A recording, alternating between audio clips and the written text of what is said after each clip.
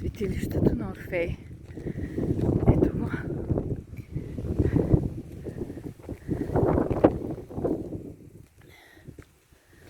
Ето така. Ето там е мястото с саркофага Уш. Или не знам какво.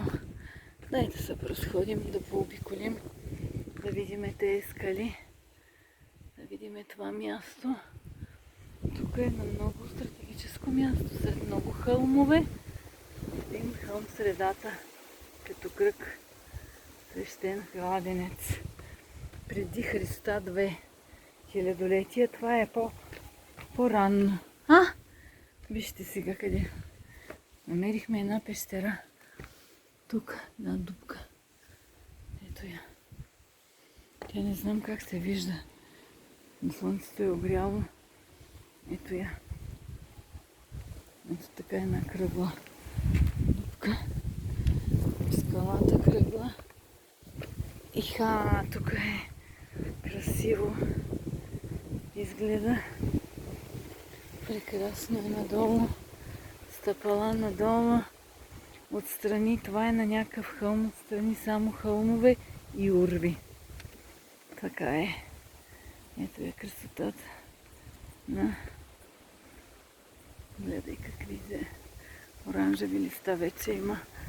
Наближава есента. Да видиме. Ето тук. Ето тук излизаме на друго. Качвам се на високото. Вижда се, всичко се вижда. Ако тук е бил Орфей, мястото е доста стратегическо. Прекрасно е. Сред всички други наоколо хълмове, този е в средата. Там е горече това нещо. Сега да се върнем по стъпалата. И да отидваме нагоре. Красиво е. Опа! Красиво. Качвам се по тези стъпала нагоре към светилището. Древно. Това наистина е много стратегическо място тук. Той е виждал всичко. Ако това е било неговото светилище, навсякъде обградено от планини, някакъв връх. Ето го. Това е. Това е голяма красота.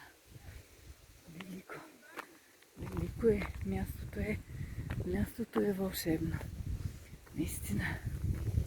Тук се виждат в кръг много неща. Ето, да се изкача по-нависочко.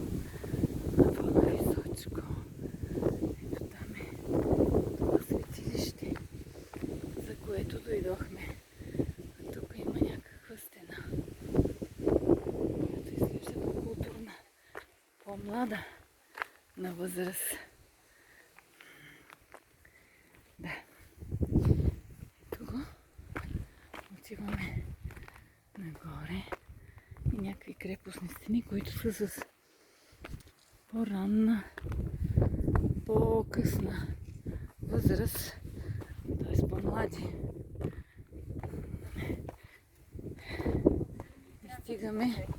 И стигаме до това. Ето, тук около кръг. Това е в средата на хълмове. Много стратегическо и прекрасно място. Ето го мястото. Ето го. Това е.